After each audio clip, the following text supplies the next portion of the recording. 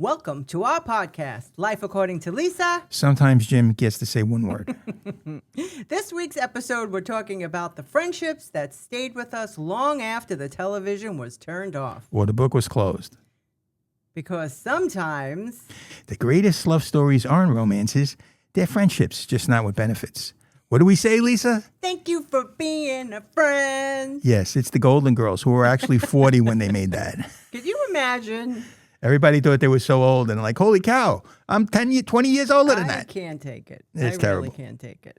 So, Lisa, how are friendships measured? Because I'm reading off the paper. Well, they're measured by how long they stay in our hearts. We're still Yes. talking about the freaking Golden Girls. Yes, right. And there's different friendships. There's male friendships. There's female friendships. There's not a lot of successful male and female friendships because normally when there's a male and female friendship, there's only one question: when are they going to do it? There's very. I could throw out I a defy. couple. I defy Will you. and Grace. They Well, were best that doesn't friends. count. Yes, it counts. It It's a does man and not. a woman. Sorry. Does not. Not all of them are going to sleep together. You could. No, be but that's friends. the tension that's implicit in the story. You know what I'm saying? That's not a valid Yeah, comparison. But look at Harry Potter. They were kids. Yeah. Okay, talk about Turner and Hooch. They're not going to make out either. I'm saying I defy you to find me a show where there's a man and a woman and they're friends, but the question is, when are they going to... Liz. Who? Jimmy and Liz from Shrinking. Okay, that's fair enough, but they're not... They're neighbors. They're not really They're friends. No, I don't think so. They're kind of friends, but they're not the real friends that we're talking about. Jimmy and Liz in Shrinking are not like Oscar and Felix or Hawkeye and BJ or Ralph and Ed Norton. They're not friends in that way. They're good acquaintances that do things together, and he's grateful for her. They go rock picking. The rocks are in your head, baby. I'm telling you, every show, in my opinion, All right, in my let's talk storied it out. opinion, We'll get there. okay? They don't like that. But there are always male friendships are displayed and also a lot of great female friendships. In fact, on television, not so much in books, but in television, except in our book, The Brooklyn Witch. We're going to get to that. Well, we can promote the book now, too. Of course we can. The Brooklyn Witch, available. TheBrooklynWitch.com. Yes, and you can get an autographed copy, also available on Amazon, Kobo, Barnes & Noble, and all over the place. Yeah, so we're going to, I have to talk about Speranza and Ginny. Yes, they're two friends, true friends, from when they were kids. Just like Lisa has friends when she was a kid that she's still friends with. I have friendships that lasted my lifespan. That are Yes. still, we're still friends from when we were 5 years old. I Yeah, mean, we don't want to say how many years that is. we're not doing any math here, number No one. math. Right. But when you have friendships that last the lifetime, that you know your entire life, and you share so many things with them, you have inside jokes. You went through hell together. You went to great things together. There's just so much. Right. The bond is unbelievable. Correct. And sometimes that's portrayed very well on I on tried television. to do that in with books. Speranza and Ginny in the book. Yeah, and books sometimes is a little bit better because they can have more scope. But on television, which is, once again, we talk about TV a lot because I think that's what most people are familiar with. So we want You to... have Laverne and Shirley, if you want to go old school. Mary and Rhoda. You know, they met. They weren't friends from when they were young. They met as adults. well, I don't know when Laverne and Shirley actually met. I I'm don't not know sure about about their them, but I backstory. know I mean, I Rhoda- know they worked in the factory together, so maybe they met then, but who knows, you know? We don't know. Right. I just want to ask the big Ragu. I want to say Ask what? him. I said you so listen, you dumped Laverne and you dumped Shirley because he was dating Shirley. Don't call me Shirley. He was the most successful character in all of television because what he did was when he finally dumped Shirley and got rid of Cindy Williams, dumped Shirley, he invented a spaghetti sauce, and now it is a ragu. A spaghetti sauce. A spaghetti sauce. A spaghetti sauce that's in every. You're killing my line here. Yeah, go ahead. In every Try store to in get it America. out. Okay. Wait, I'll start pulling it. Let me pull it Well, out of his your mouth. cousin Chef Boyardee set him up. Okay, so talking about friendships, Lisa has a whole plethora of ideas about that. Yes, because there's so many friendships on TV. And Well, why not tell us about some of them, Lisa? Well, you wanted to get the ball rolling, so let's start with neighbors. All right. So oftentimes the people are just by proximity, they become friends. You know, in some shows, They just happen to live next door. yeah, like there's a show now that I'm not familiar with, but that's exactly the premise. The guy moves next door to another guy and they become friends. But Ed and Ralph Crandom and Ed Norton, you know. They lived upstairs. They lived in the same apartment building. Right. Mary and Rhoda, they were friends because, Lived in the same house. well, Rhoda really wanted the apartment that Mary got. Right. And she was jealous, but she decided to become a friend rather than like steal her mail or something. That's possible. That Right. could have happened. But, Now, now, would they have been friends? See, the question is, it's not just that they happen to be friends because they live next door or Yes. upstairs from each other. I don't think Would they be friends if they didn't live so close? I think Rhoda and Mary never in a million Nope. years. Nope. Never in a million years. No, none of them. Right. None of them would have been friends. The only time Ralph and Ed would have been friends is if Ralph fell down the sewer and Ed Yes, fished and him landed out, on then they top could be of- friends. Yes. Right. They would have had to have Or some. more like, Oh, they would have had a cute meet. right, Fred would have been stuck in the middle of the he could have- manhole. He could have been coming home from work wearing his crazy Right. outfit that he wore in the sewer that he looked like an Well, no, alien, like Ralph would- and Ralph could have ran him over with the bus. True. Or my scenario is Ralph is walking in his jumpsuit that he wore for the bus, carrying his lunch pail. Unfortunately, stupid Ed left the manhole cover open. Ralph fell through, but he got stuck because he was so fat he couldn't get through. Aw, poor Ralph. So Ed is pushing him up. He says, "Don't worry, Ralphie boy, I got you." And he's going, It's like Winnie "Norton, the Pooh. Norton, stop grabbing my ass." We could compare them to Winnie the Pooh characters. Yes, Winnie the Poop. Yes, definitely. No, Winnie the Pooh. Okay. What's the other guy? What do you mean? What's the other It's guy? Winnie the Pooh got stuck getting the honey, remember? Yes. And his little friend. I don't remember the little What's his friends. name? Oh, please. I wish I had a call line. Tigger? I don't know. It's not Tigger. I'll come up with it. Doesn't matter. So they could have had a cute meet. I think his And friend that's is the- Charles Nelson Riley, right? That could have been a cute meet for them to meet. Otherwise, they would have never been friends. They had two totally different lives. Yes. They could have met at the woo, woo, woo, woo, woo. The Raccoon Lodge? Yes, that's Yes. possible. That's yes. another way they could have met. Very true. So that's not a good example that they wouldn't have met. But like Ricky Ricardo and Fred Mertz, two totally separate people, They would have never met. doubtful that they would have been friends, but because, Ricky was renting an apartment from Fred, and then he respected Fred, believe it or not. If you watch I Love Lucy, he often asked Fred for his opinion because Fred was an older guy that had a lot of Right. experience. So when we had work friends, neighbors, they would fall into equals. Right. Well, work friends is another example that we Yeah, have. but they would have fell into equals because they shared so much together because they both had crazy wives, right? True, but I think too. Well, that doesn't limit it to a lot of people because then I'd be friends with everybody I meet because they all have crazy wives. Oh my God. But Mute. I pressed the button. work friends is another important category, but sometimes there's a power imbalance. So sometimes somebody's the boss and they have someone that works for them and they're kind of friends, but not really, like Deborah Vance and Ava Daniels and Hacks, right? Hacks. So they become friends and Yeah, but they're like frenemies. right. But I mean, They're they become they're friends Enemies, they're friends. because they're it's- enemies. because they're needy. They're both They needy. both need something from each other. Correct. That's Right. why they become friends. They decide to make a pact because when they were against each other, they were really against each other. Right. But I mean, in other words, there's a big power imbalance. If you look at the difference between Ricky Ricardo and Fred Mertz and Deborah Vance and Ava Daniels, that's a big difference because the power dynamic is so much different, right? Now, Ted Lasso and Coach Beard are an example of work friends where there is a work imbalance, but it's not so pronounced, Right. because Ted really depends on Coach Beard to do the technical part. He finishes his sentences. Right. They're real partners. And he knows the game. Right. So he studies the game. He's a Yes. student of football or soccer, or whatever you want to call it. Right. So Coach Beard is the guy that does all the technical stuff, and Ted is more about the emotional stuff and getting the team ready and setting the groundwork for them to be able to play. Right. So they each have a part, and together they're stronger than each individually. Right. So work friends I is feel an like they're important two character. pieces of the puzzle Yeah. that complete. Now, to go back to work friends, like Mary Richards and Murray Slaughter on the Mary Tyler Moore Show, Murray Slaughter was Captain Steubing.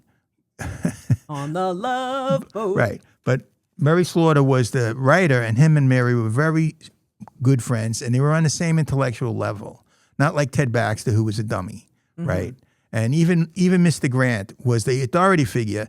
So you really couldn't say Mary Tyler Moore and Mr. Grant were really friends. They were friends, but not in the same way. You don't look at it the same Mr. way. Grant and Mary Tyler Moore became very good friends. They were friends, but I just think there's always a power imbalance in some of these relationships, A true one that's really symbiotic, there's two I can think of. There's Ted Lasso and Coach Beard, and Mrs. Maisel and Susie Meyerson on Mrs. Maisel, right? Okay, So okay. Mrs. Maisel, she was the one that had the talent and the drive, and Susie was the one that looked out for her and made all the deals. And each brought something to the Right. table, and they were good friends, and they looked out for each other. And there was a lot of bumps and bruises along the way where they got mad or they didn't follow along or whatever. That's understandable. But it's not like Deborah Vance and Ava Daniels in Hacks, because Deborah fired her a couple of times and really did nasty stuff to her. Yes, they were they were frenemies. Okay, Right. so putting them together was safer as a relationship than taking them apart, because how nasty they were to each other. Like Right. they had to come to a reasoning of the mind. Right. Well, actually, I think it's a lot of. What do you say? I I don't think know what I'm there saying. was a lot of selfishness in that relationship. Both of them are selfish. Yes, and They they both deserve each they other. they wanted something out of it. They weren't friends just for the sake of being friends. No, Not I'm like telling you, they became friends because it was better than being enemies. not like my perfect friendship of the people I think that are most best friends, and they were neighbors and also worked together. And that's Fred Flintstone and Barney Rubble. Aww. Okay, they were best friends and they worked But with there was together. a hierarchy there too. Yes, but not so pronounced. I mean, Fred really was the ringleader, and Barney was happy-go-lucky. He went along with We it. went along with everything. Yeah, he didn't have to be in charge. Sometimes the guy without the ego, like Derek in Shrinking, Yes. he doesn't worry about it. Derek doesn't care. He doesn't have an It ego. doesn't- He's just a good well, guy. he has- well, I have no. a Derek. He has an ego, but his ego isn't attacked by when somebody else does good or when it doesn't affect No, him. he's happy. He's Yeah, truly he wants happy for other everyone. people to do good. And there's very seldom a thing. Like if you do Jerry Seinfeld and George and Kramer, none of those guys were happy for anybody else. They were always jealous and nasty. And they were just, Well, that was the show. they were very unpleasant people. I don't understand how the show lasted so long, but they It were, was just a show about nothing. no, it was a show about assholes, I think, basically. Mute. Yes, I keep pressing the mute button, but I don't know the if it guy's works. very talented. You could be very talented and have really funny concepts and really do really funny jokes, but Okay. still be a terrible Let me person. throw you another one. Murders in the Building. Right, What about those guys? right, So you had Charles, Oliver, and Mabel. right. So that's the famous trouble. How could the three of them ever be friends if they weren't neighbors? Right, that's true. And they didn't have a common And goal. their age difference. But they also all got something out of it because of their podcast. The one guy that was an Yes. actor got back into the public eye. The guy that did the show, does the show, Martin Short, he was able to get back on Broadway. And the other girl, sort of the buffer between, and really she got something out of it too. She ended up having to have an apartment in a building that she never would have got if Right. she didn't do that. After she got kicked out of the other apartment. Right. So when there's True. a power imbalance, that's definitely part of it, of the dynamic of the friendship. Like Oscar and Felix, there wasn't really a power imbalance because even though it was Oscar's And apartment, the only way they met was because of divorce. And Right. Felix was like left out on the street, didn't know what to do. well, that's not how they met. Actually, they were friends before that. Yes. And what they do is it's really funny. And from one year to the next, they rewrite the premise of when they knew each other. So one of the premises, they knew each other in the army, if you recall.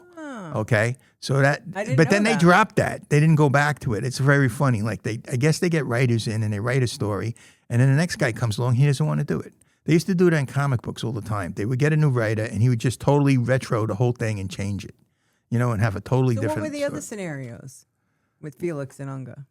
They met in divorce court, I think, was one. Really? Yeah, or they met at the poker games. That's where they were friends. But I think the one in the army was the But one November 19th is when he moved in. yes, yes, carrying his Louis Vuitton suitcase that I'm ashamed that I know what it was. But what happens is that's no power imbalance there because even though Oscar, I guess, had his name on the lease, he always said to Felix, "Get out of here if you don't like it," but he would never really throw him out. I think once or twice he might have thrown him out, but Or basically, Felix would like couldn't take it and left. Yeah, but- he moved in with the Pigeon Sisters. Correct, because he was angry at Oscar. But Oscar never just said, this is my apartment, get out. He never did that. He wasn't that kind of a guy.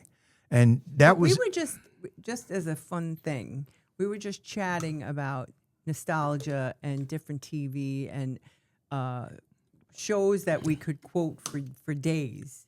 All the episodes, we know the lines. Right. Like I could just ramble a whole bunch of Odd Couple ones. Right. But we were saying when that character went into other roles, how we don't know anything. Well, both of them had successful series, which I bet you don't remember the Tony Randall one. Yes, the Tony Randall Show. Wasn't it called the Tony I think it Randall was Show? called Love Sydney or something like that. I could be wrong. I often am. See, here's the thing about the show. I'm often wrong, but never think I am.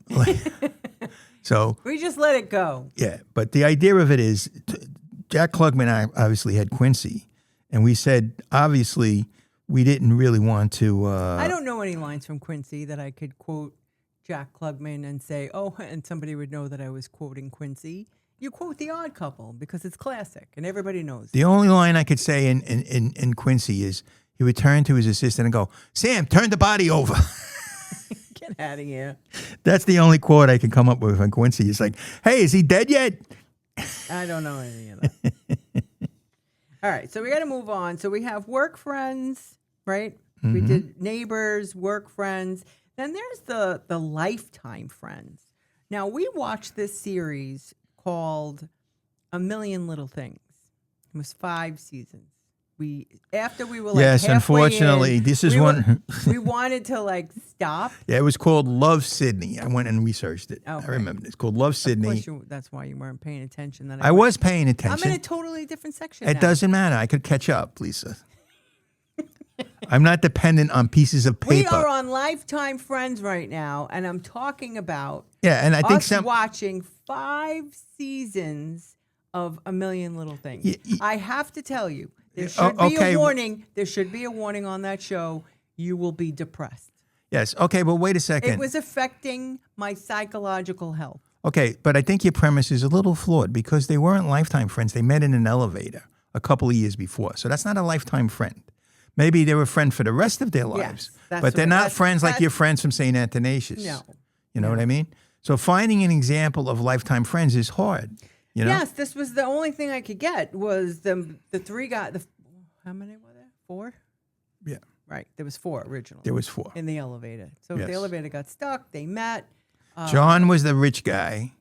Rome was the director. Gary. Gary And was the Eddie. funny guy, and Eddie was the rock star. And they all met in an elevator, and then their family went from there. Who had an affair with this one or that one? But it was 5 seasons of misery. Oh, please, I was banging my head against the wall. But Now- our rule is if we like a show and the other person likes it, we'll continue to watch it and endure I it. just want to sum it up in a line.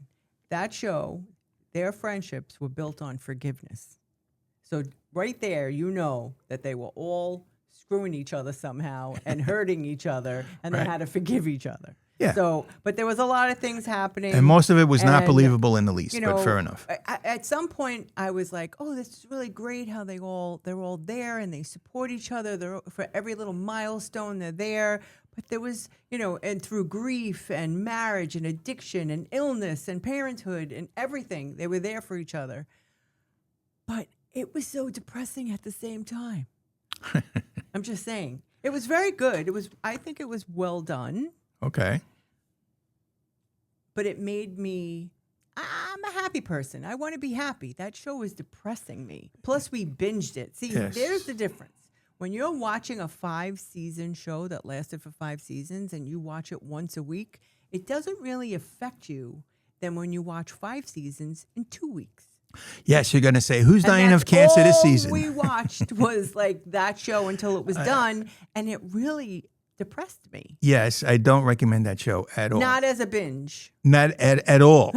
I do not recommend I'm it. going to say not as a binge. Watch the Westies where somebody not gets binge-worthy. shot and cut up into pieces. Yeah.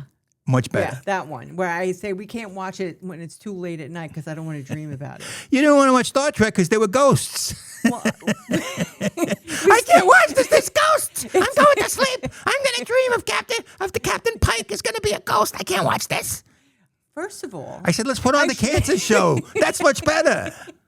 Yes, everyone's dying of cancer or they're having affairs with the I was other so person's wife. depressed. I was so depressed. We watched it in like 2 weeks. We finished 5 seasons. It was the worst. And then once we were halfway through, And we couldn't stop. We had to figure it to the end. And I kept saying, Lisa, don't you miss the show with the guy hanging from the meat hook with the screwdriver in his face? Oh my God, I wanted Sons of Anarchy back. You know what we saw? One that was great that just came back, Lioness, right? Lioness, we had no concept of what war was like. And they showed us what the war was like in the Ukraine, and it was amazing. If you get a chance to check it out. Stop now. But what they did was horrible. they showed the drone attacks, and it was unreal. Looks like locusts are coming. The guy described it very well. He said it's a combination of World War I and Star Wars. Yes. And that's exactly what it was. It's absolutely horrific. So if that's what those... So that upset me as well. So we have a lot of what upset Lisa this week. Well, but the whole thing about the show was that you learned something. That's why I like watching I Love Lucy. That's why I like watching all those fun shows. So you learned that you don't get on a ledge with Superman. That's why I like Bill Lawrence shows, because they make me laugh. Well, yeah, because Bill Lawrence is a happy person, basically, so he makes happy stories. That's why I like Ted Lasso and Shrinking, Yes. and I can't remember the other ones, but they're all good. Rooster is good. Rooster. And some of his ones That's television. That's entertainment for me. Yeah, some of them are a little bit more realistic than others. Like Bad Monkey was more realistic than Shrinking. But still, had humor. Still had a layer. Yeah, of but the humor. issue with his shows, like all shows, and you have to suspend disbelief, right? All those people are so witty and so fun, and don't you do? Let me ask you a question, guys. Do you have a friend that's your friend for many years, but is basically dull? That doesn't talk, and they talk about the same things all the time, and you kind of like you have to endure it the time. And you say, "Oh, how you doing? I haven't seen you forever. What's going on?" And then they tell you the same story over and over. So what I say, what happened to fine? How are you? How you doing? Fine. How are you? That's what I want. I don't want to hear all of it.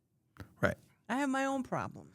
Well, not even the problems, but they're just not. They're not involved in anything. They have nothing to talk about. What's up? What are you doing? Yes, they're very dull. They have no interests. They never read a book. They don't watch TV or the very lightest patina of knowledge about anything. Well, then why would you want to talk to that person? You don't, but they're your oldest friends. So you meet them in the street and you say, "Hey, how's it going?" And then you realize, fine. How are you? it's like you grew up with the guy. You played skelly in the street. You played fistball. You hung out. And then you go to his pizzeria and you get in a fight and you say, "You're a jerk." You go through the top 10 questions. How's your mother? How's this one? Yes. And You then, catch up. And then you're done. And then yes, exactly. You're not going to go deep in any conversation. Stick a fork in them, they're done. I mean, I have a list of shows here that we But love. I wanted to say, I think Lifetime Friends is very hard to come up with a group of people or two people that were friends for a long time, except for our next category. And that's the Lifetime Friends that the people are actually relatives. Friendship. So the perfect example is Frasier and Niles. They're friends. They're the same guy, basically. And they're rivals, because the family shows it's all about rivalry. So like Ray Barone and his brother Robert, they're big-time rivals, and they're always fighting. They're always arguing, but they love each other, and they're friends since they were kids. And that's pretty much what you have. It's hard to really depict a friendship of two people that have been friendships for a long, long time. Well, you skipped over, friends that feel like family. That's what we're talking about. Yeah, well, friends that feel We like have, family. so there's brothers, or there's actually brothers and sisters, like, look at This Is Us. When they got older, they came together as friends. Yes, they were very friendly. That's a good example. Kevin, Kate, and Randall. That was a very good example of a family that they were friends True together. friends and confidants. Like, Yes. they were siblings first, but as adults, they became true friends. Yeah, they didn't fight like Bobby and J.R. Ewing, that's for sure. Well, but they got yeah. along, pretty much most of the And time. they went through things, but they ended up being there for each other. I saw that change over time. Right. But it's hard to come up with, I don't know of any that I can think of right off the bat, of people, because usually the way a story works is they give you the origin story of how the people met and how they became friends, like Sherlock Holmes and Dr. Watson, right? Right. They became friends because Dr. Watson was looking for a place to get a roommate, and he put him in with yes. Sherlock Holmes. Right. And then became really good friends. Once again, a power imbalance, but that was okay. But Sherlock was brilliant, but Dr. Watson brought humanity and steadiness, right. and he brought... And he didn't need what Sherlock he brought needed. something important to the relationship. And that's really the key. there could be sort of a power imbalance, but if the other person who's maybe in a lesser role brings something important, that can even it up a little and not make it so bad. You know what I mean? Mm-hmm. So, I mean, like Cagney and Lacey, right? You had Cagney, who was she was a daughter of a cop, and she was tied into Now the I know department. we're rolling back the time machine here to with Jim's examples, but I'm going to give you a thing like Scrubs, the two guys on Scrubs. Yes, they were workplace friends that became best friends and hung out all the time. So much so that they gave him a second series now. I know. But then you got like Sheldon and Leonard, who were also roommates. Well, look at the Bear. Right. Look at the friendships that were there, that workplace environment that became friends. Right. I mean, they went, when you're in the restaurant, 7 days, well, it wasn't 7 days a week. They had 1 day off, right? But the way the hours that they work. Right. And the pressure. And the pressure, that's like being like a yachty that works on a yacht ship, like the friendship that you make there. It becomes intense. Because it's so much that they live together, they work together, they're, it's like to the 30th power friendship. Right. Well, the friendship in the Bears, the friendships that are depicted in the Bear are very interesting because Lisa wanted to talk about Sydney and Tina, right? Yes. Okay. Now, originally, Tina hated Sydney because she was coming in and changing the way they ran the restaurant. And she sabotaged her food, and she did really messed up stuff. But over time, they became really good friends. Well, no matter what she did to her, she still helped her. Right, and she tried taught to her. teach her. And as she turned the corner and she learned, I could learn a lot and change my life and change what I'm looking at. And she realized, oh, you said it before, there was a reason to change. I don't remember. You said it earlier when we were chatting about this. I'll think of it. Well, she was transformed because of her self-interest, really. Yes, it was self-interest. Like, and she looked at it like, maybe I shouldn't be so mean to her because she's really, helping me. She's helping me. She's going to make me better. Right. I'm going to make more money, you know? So what they did is they showed Tina's origin story, how she lost her job and she walked into the restaurant. I love that. And the guy gave her a job and she was working in the back of the restaurant. Formerly, she'd been doing paperwork, accounting, basically. And then she turned around and became working in a restaurant. And then she really loved the guy that owned it, and he helped her a lot. And they had a very sloppy restaurant style. And then the other lady came in and wanted to do it the real corporate way.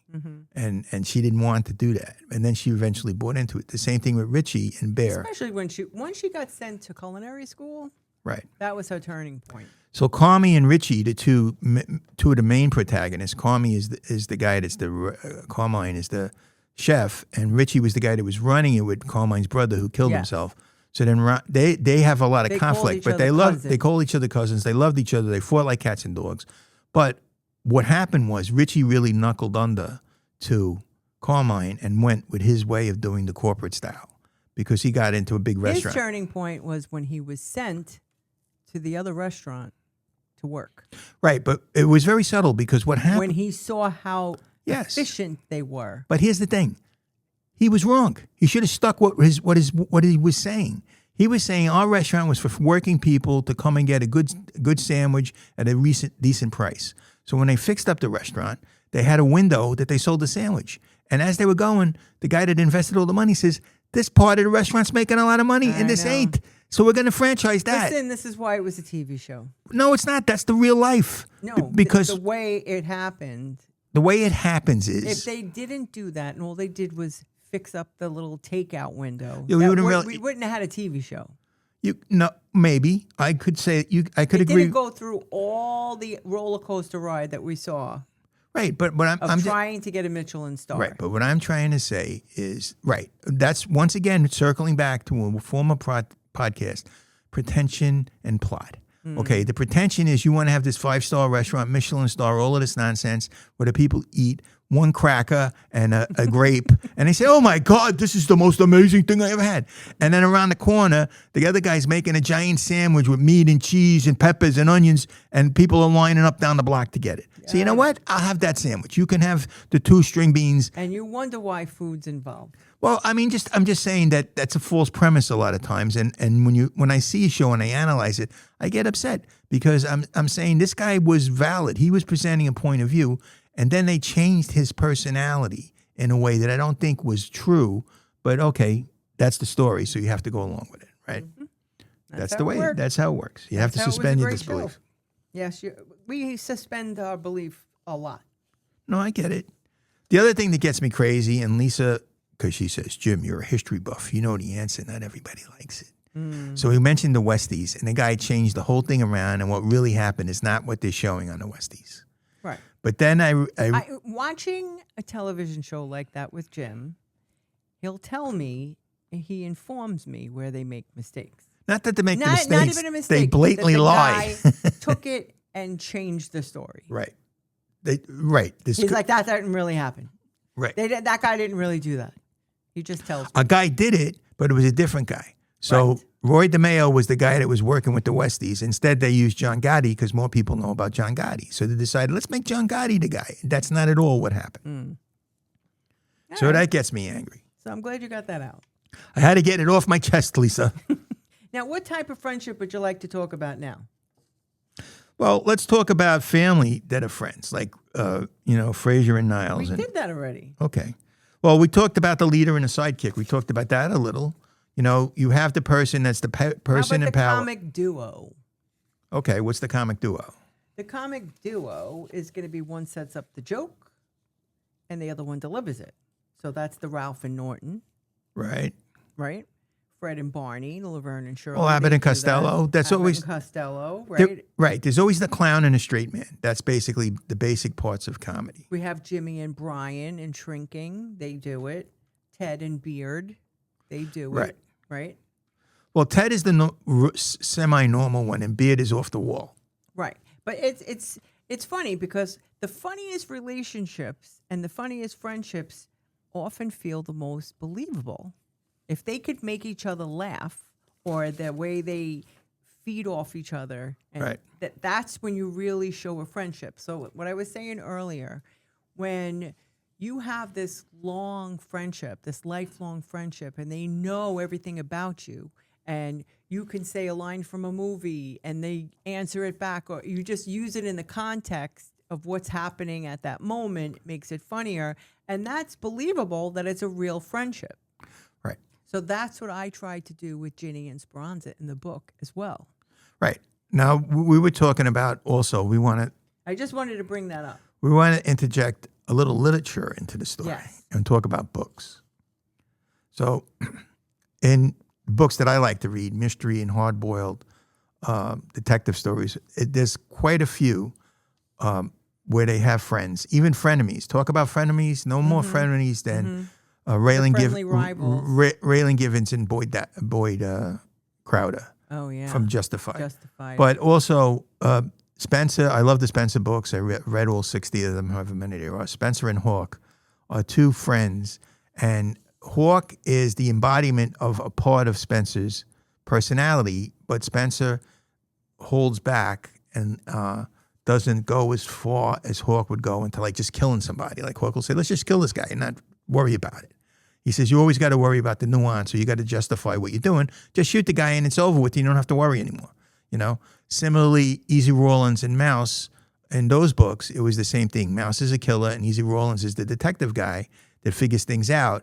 But in the end, usually Mouse does the killing. So that's what they do. They want to keep the main guy clean, that he doesn't do these outrageous murder things. They have the other guy that comes in and does it, like Hap and Leonard in the other books, the Texas books that they made. It's the same thing. Leonard is the tough guy, and Hap is the guy that comes up with all the ideas and gets everything. And Sherlock Holmes and Dr. Watson the same way. right. So I mean, look at Harry Potter. I want to pull some. I mean, fantasy usually gives like some sort of friendship that gets tested more than any genre. The friendships tested in fantasy books, I believe. yes. I mean, Like the real Frodo and Sam is the total example. But once from the again, Lord of the Rings. But once again, that's a power imbalance, because Frodo is the ring bearer and Sam is the assistant. Right. His friend, his buddy, his sergeant or major, and he also was a ring bearer at one point at the end. But they're not equal. Okay, they're not real equals. Well, I mean, what it's about really the hard. three from Harry Potter, Harry and Ron and Hermione. What about them? Look at their friendship. I Yes. feel like they kind of balance each other out. I guess. You know, I mean, also they trust one another completely one. and support each I other. think one that there's a bit real parallel and balance, but they're all really friends, although it's not really explicitly stated, but you can see it, is Kirk, Spock, and McCoy, the original trouble. So what do? They each brought something to it. They all work together. There is a hierarchy. Captain Kirk is the captain, and he's in charge, but he does listen to Spock, and then he wants a human view. He goes to McCoy, who's like, I see myself, if I was going to be one of those people, I'd be McCoy. I'd always be pissed off, and I'd always want to have the contrary opinion. So I'd say that would be you. Yeah, totally. That's who I am. I understand. I know who I am. What? Who would I be? You'd be Kirk. You're the emotional leader and would have... And I can talk like that. Exactly. But you would be the emotional leader and have all the empathy and the humanity, you know, and all of that jazz. And I'd be the guy say, what are you doing that for, Lisa? Forget it. Just blow up the Cardassians. Who cares? I couldn't. You know, enough.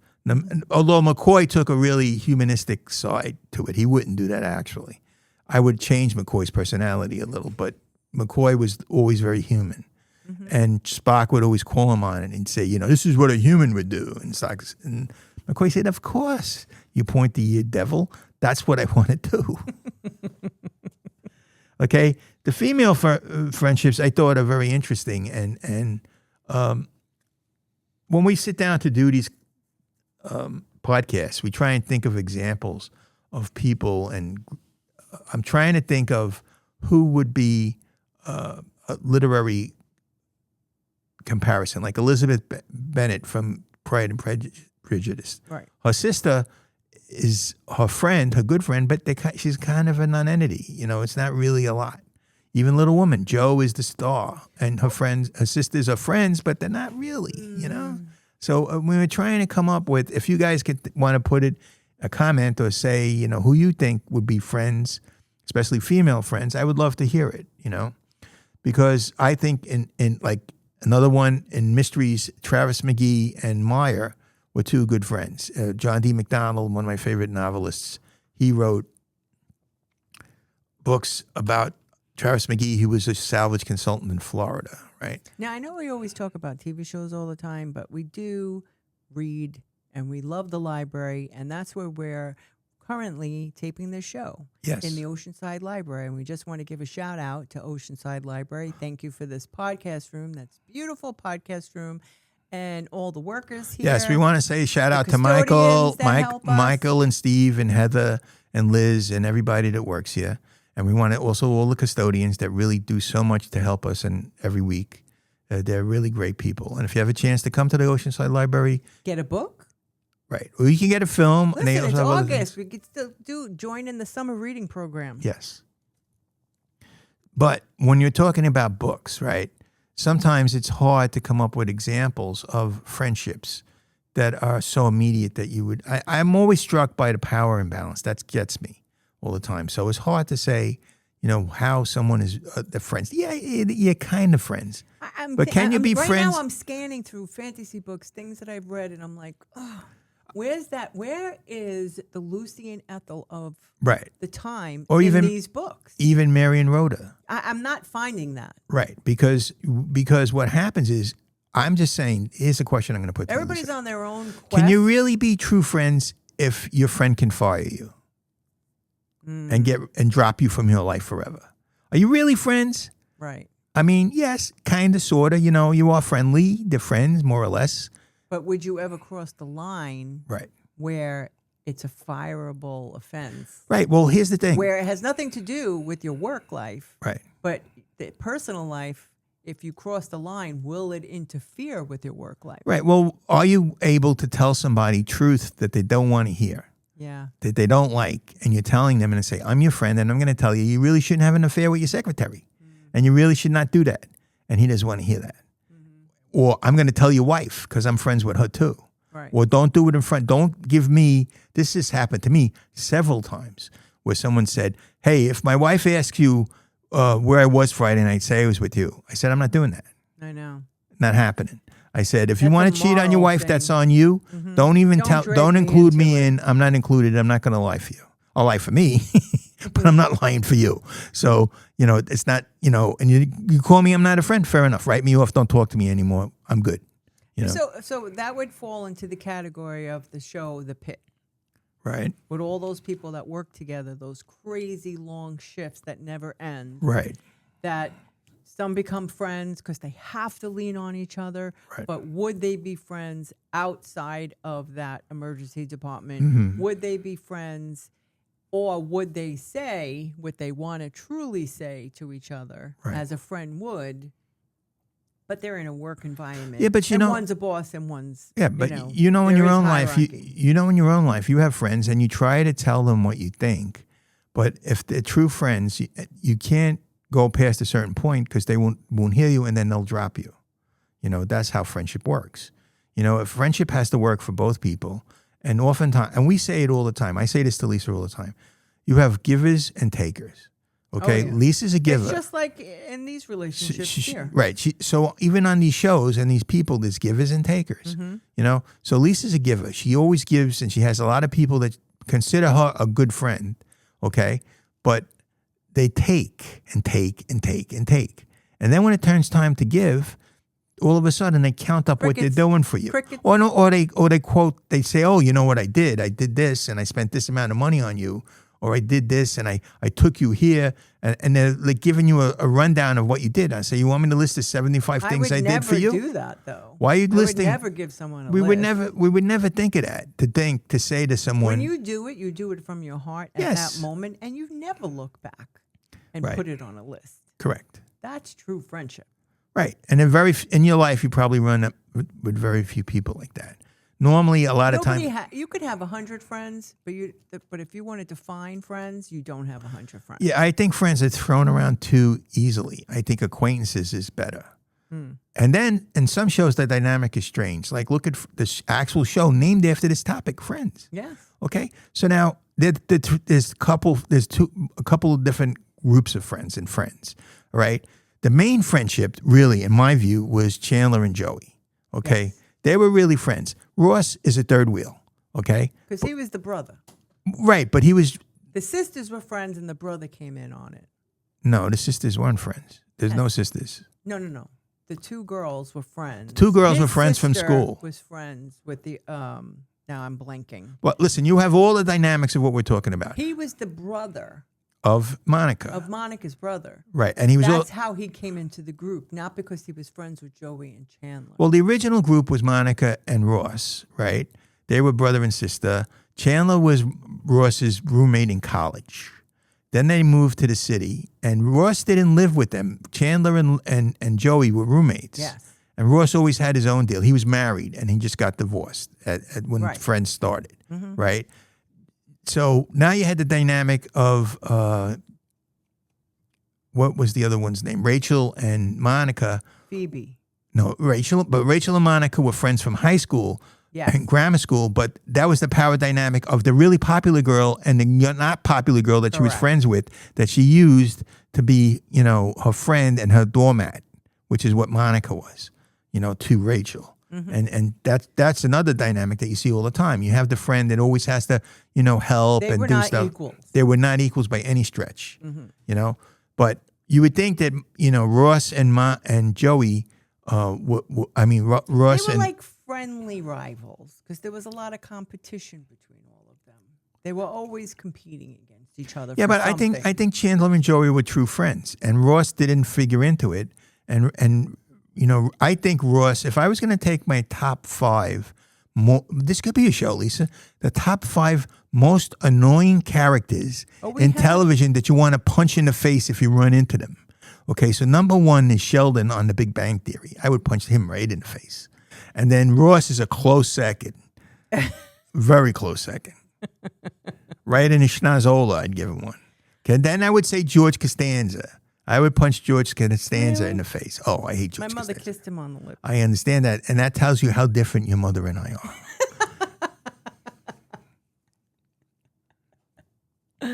He was in a different show. That's a whole nother podcast. Yes. But yes, people that Lisa's mother's kissed. We're going to do a podcast. Send in your entries, please. She's turning 88. Yes.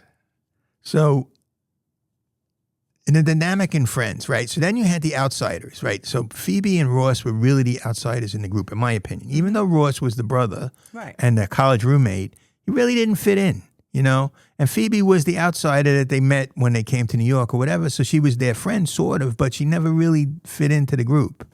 You know, she was an afterthought. She was the C plot. She's still playing the same part. Lisa, yes. Well, Lisa hates. Okay, that's a person. That's a person. Another podcast. No, that's a person on Lisa's list of who she wants to punch in the Yes. face. Because she has not. She's still Phoebe in every single show she's in. Everything about her is annoying. Her voice, her demeanor, I like her time actions. travel shows, and I'm trying to watch one, and Time Bandits. it is very difficult to watch because it's Phoebe. Yes, and we watched that other show that everybody praised. Then we watched like we 10 shut minutes that and we down. said, "Oh, this is crap." Even what's her name, Sally Field, was trying to be nice about it. Oh, please, it She was was disgusting. like, "Oh, it's very interesting." Yeah. Well, she Interesting. gave you the telltale point. She says, "I haven't gotten through all of it. Yeah, I don't know how anyone could get through all of I that. might have seen the first 5 minutes and changed the channel to watch roller derby because that was more interesting than your stupid That's show." not happening. But you know, that's a good. We're going to have another podcast of the 5 TV characters or people you would want to punch in the face. Yeah.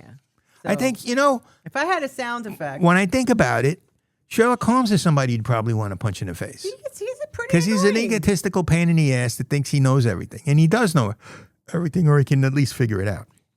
I know, but you know, sometimes He has no humanity. just be a little humble. You would think, right? You would think.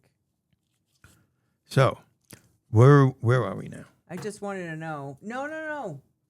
I don't have. Okay, I'm asking Jim how long we've been talking. We talked for 46 minutes. I went away from the mic if my voice changed. 46, because I normally have a stopwatch going. Otherwise, it would go over the time. So Right. you're getting a little behind the scenes. Right. So, I mean, you know, we're talking about the power imbalances in friendships, you know, how friendships can be from workplace or neighbors or family. But most of the ones on TV or even in books are workplace friendships. You know, you don't really have a lot of people that grew up together and were friends, you know. I had one category that I wanted to touch on last, but I can't find it. Because we did. Well, friendly rivals you had. Well, we had the ride or die. Right. I mean, we just saw a show that was actually called Right or Die, I think. And it had the lady from Ted Lasso and Octavia Spencer from The Help, Yes. who won the Oscar. That was And really they good. played a mismatched couple of friends who turned out with the girl, Hannah. That is the perfect example. Yeah, for Ride Rebecca or from Die. Ted Lasso, Hannah Worthington or whatever her name is, was an assassin. And the other girl was the wife of a British Diplomat or something. prime minister, member of parliament. And they were best friends, and they had adventures. That was good. Yeah. That is the perfect example of that. You know, another story I And think. I think they're going to get a second season, right? Yes, another. So that's out now. You could watch It just that came now. out on I Amazon. don't remember the name of it. Ride or Die? Was that the Right or name of it? Die. Yes, I believe that's the name of it. Yeah, look that one up. But another thing, write this down, Lisa. This is another podcast title I got my topic. pen. Go ahead. Okay, it's called "Why Do We Want to Keep the Hero Pristine and Not Have Him Do Bad Things?" Okay. Ooh. Now here's so now I'm going to, of course, totally mess up my premise and give you an example of a guy who actually does bad things, and that's Reacher. Okay. Yeah. Now Reach is always killing people out of the blue for no reason. The new Reach is going to start in a couple of weeks, and he's killing people left and right. You know, and they don't keep him pristine. We talk about Tracker all the time. Tracker's always killing people. You know, Yeah, they don't keep him sometimes pristine. It's a little much. I mean, we just watched Lioness, and I said, how many people died in that episode? Fair enough. The only caveat to that is they're actually in a war. Okay. All right? They're not going into a restaurant and killing Yeah, 16 but the people. The dogs. Oh, the dogs, that's right. Okay. This is why I can't watch certain shows before I go to sleep. Well, Taylor Sheridan has an actual, He is torture porn king. well, he's like me. He likes violence and he likes, action and But there's always another. And it's there's- realistic. There's always a layer that goes too over the top. far. He goes too far. He just goes too far. And I agree with he that. Added a layer that just brought it over the top too much. Well, not for me. I thought it was great. For me, I For was Lisa, it was too disturbed. much. Yeah, I understand disturbed. that. She didn't like It was it. disturbing to me. Not as disturbing as a ghost going woo at Star Trek. Listen, and you started I crying. don't want to watch scary things before I go to sleep. Violent and scary. Captain I Kirk. want to watch Shrinking. I want to watch a Bill Lawrence show before I go to sleep. Well, you want to watch something you want a comedy but with a little drama. The only thing that I love Bill Lawrence. Don't get me wrong. It's just it's amazing on all of these shows. West Wing is another example. While these people can talk in amazing sentences and really have, you notice how we stumble while we're talking and I get words wrong all the time. I sound like Carmine Lupatazzi Jr. from The Sopranos when I'm doing a malaprop or I'm saying it wrong. And then when I listen to it later, I say, boy, Lisa, I sound like an idiot. Well, because I am an idiot. First of all, I can't believe you didn't bring up The Sopranos as friendships. Yeah, but the friendships were very transactional in The Yes. Sopranos. I know, but that's Right. a transactional friend. That could have been a category. Yeah, actually, that's true. I can't believe you didn't bring that up. Let's say Silvio Dante and Tony Soprano were friends. What about the people that are friends with their help? Like Right. they're like the Gilded Age. Or Hazel. I love Hazel. I love Hazel. I want Hazel. Yes, it's very sad. It's sad when people that they're so cut off that the only people they can be friends with are people that work for them. Correct. That's what I'm talking about. Yes. Well, that's the power imbalance where we're talking about like Hacks, where the lady that is a big comedian hires her to writer and she pretends to be her only friend. friend is her writer. Right. That frenemy that they decided to be friends while they were going to kill each other. Yeah. I mean, that's crazy. I mean, but I guess that's really rings true to a lot of people because you know all these celebrities and stars, a lot of them turn out to have their friends from when they were kids that come back and rip them off for millions of dollars, or their brother rips them off. There's so many stories of that, The assistant. or the assistant or the friends, Right. So I think. So, all right, let's talk about the hierarchy, or actually when people say, I want to be Lucy, nobody wants to be Ethel. Everybody wants to be Lucy. Right. That's true. Everybody So there's sees that themselves. friendship dynamic there. Yeah, Everybody wants I'm a to be little Lucy. different. I want to be Kramer. I don't want to be Jerry Seinfeld. I have no problem with that. I think sometimes I would, if I was talking about Spencer, I would want to be Hawk and not Spencer. Spencer's too moral for me. He has too many rules and regulations. I think Hawk is 100% right. When somebody bothers you and does something wrong, just shoot him and don't think twice about it. Reacher would do that.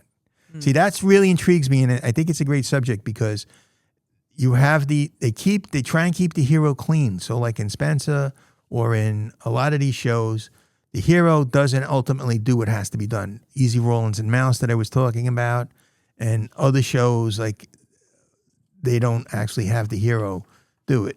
Now, some shows are so ridiculous, like SWAT, the guy kills everybody. It's ridiculous. They're always shooting people left and right. I mean, it's so ridiculous and over the top, you can't watch it.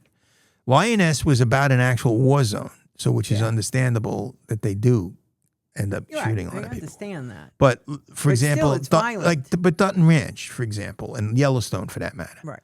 They killed a lot of people. Yes, People they did. disappeared all the time.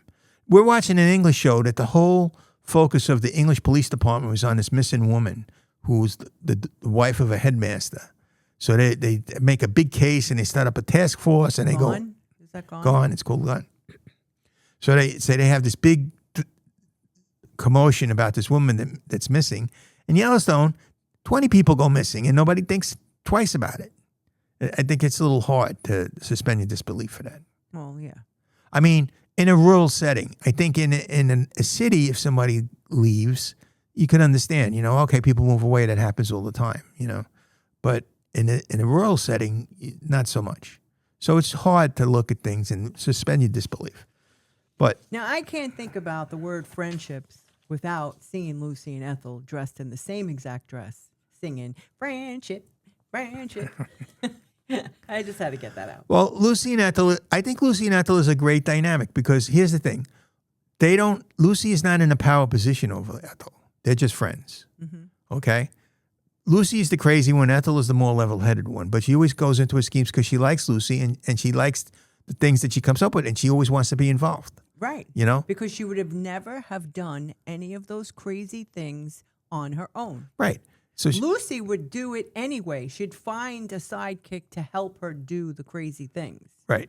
Ethel would never do it on her own and find someone else to do those crazy things. No one's carrying John Wayne's footprints around. Yes, but what a lot of that show also has a lot of subtext. I always look for the subtext in what I'm looking at.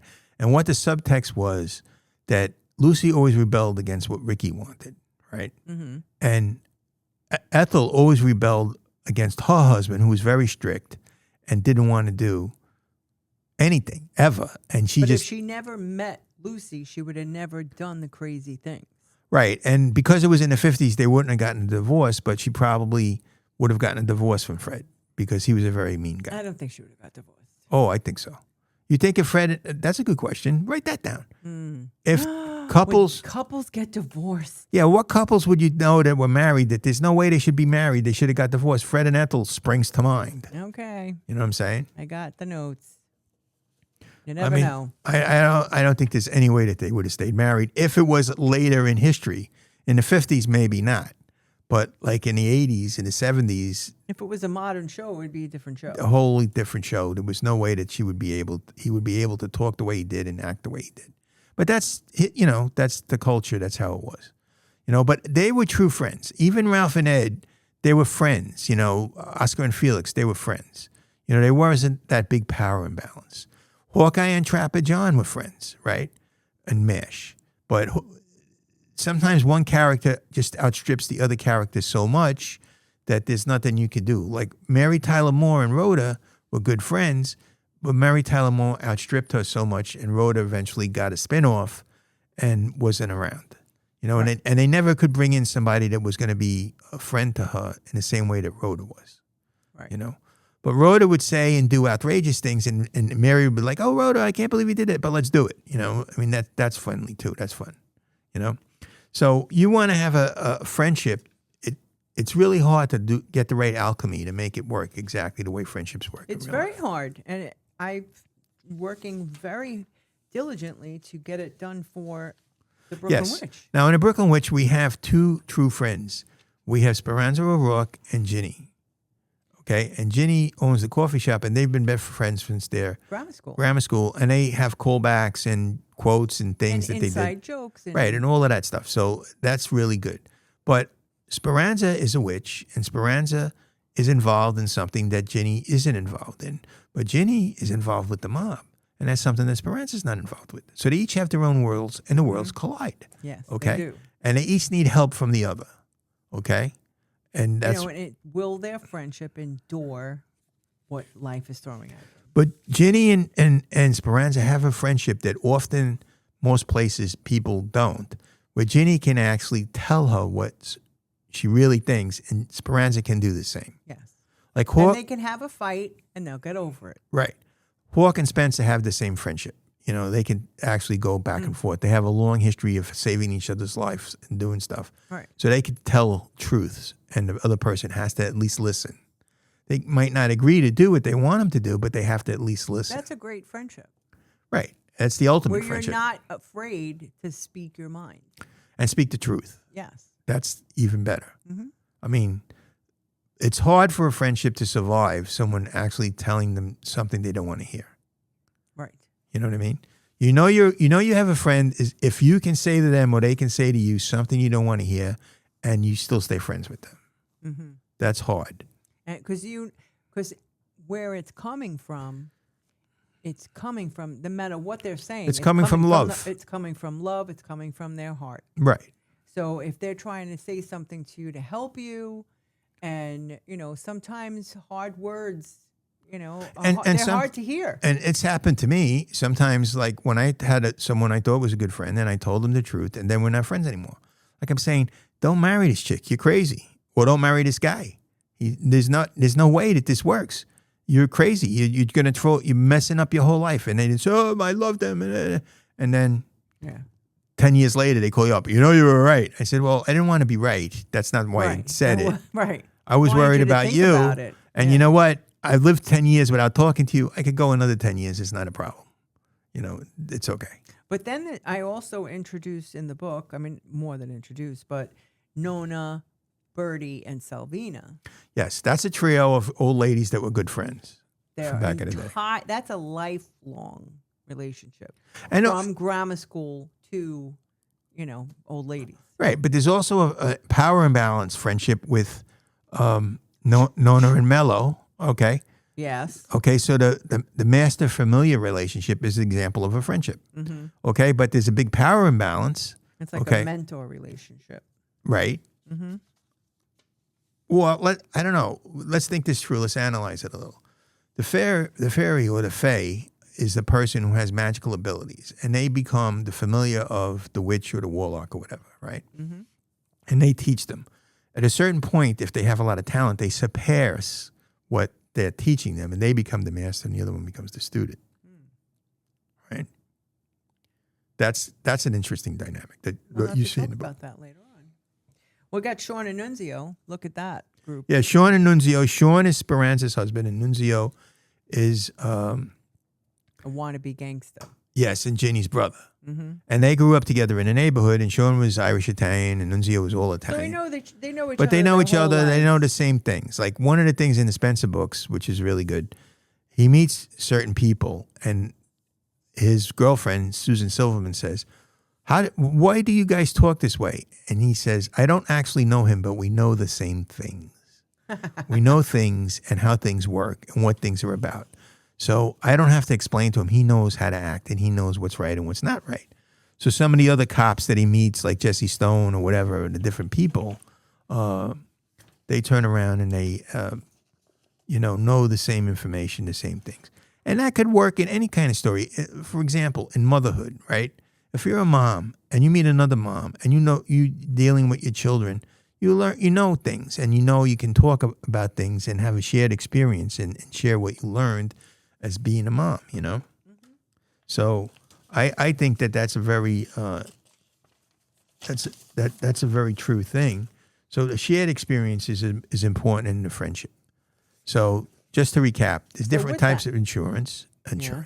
No, there's not different types of insurance. Really? There's different types of friendship. Vicky? Yeah, I'm Vicky Gumelson. I'm not Debbie Downer. I'm not a Debbie Downer. If she said that one more time, I'm shutting the show Yes, off. Lisa wanted to do a drinking game even though we don't drink. We would have been plastered after 5 minutes. I think she said it 100 times. So we quickly went over a lot of different friends, types of friends, work friends, family, neighbors, people. Think about your friends. Who's your friend? Do you have a true friend? You make a lot of friends easily? Lisa and I make friends so easily, or acquaintances. They're not really friends, but we meet people. They turn into friends. Sometimes, yes. Mm-hmm. Sometimes they'll always remain acquaintances even though I know them 60 years. But, sometimes they become friends quickly. And we make friends quickly. I always say to Lisa, Lisa says, well, we don't know anybody there. I says, Lisa, we pick up friends like a black suit picks up lint. It's not a problem. We're friends with... Friendships don't always happen because people are alike. Sometimes they happen because they're completely different. Yes, that's true. Right? So... one talks too much, like Jim. One hardly talks at all. That's not you. One is organized. One is not. One is a mess. I'm not a mess. I'm just chaotic. I like chaos. I don't believe in this regimentation. One is practical. Well, I'm practical. You're the dreamer. Yes. But somehow, together, they become unforgettable. Or they become a team, and then one person makes up for the discrepancy in the other person. Because the best friendships don't compete each other. They don't complete each other. They balance each other out sometimes. Well, they bring out the best in each other. Yes. And they also, more than anything, they forgive each other, right? Yes. And in friendship and in marriage, the most important thing is to forgive each other. That's right. Even if your wife doesn't want to watch the rest of Star Trek because they were ghosts. Oh, my God. I'll let you know after I watch You know what that makes you? A Debbie Downer. I'm not a Debbie Downer. So until next time, keep laughing. Keep reading. And keep the conversation going. We'll see you on the next episode of Life According to Lisa. And Jim, too. Same stoop. Different magic.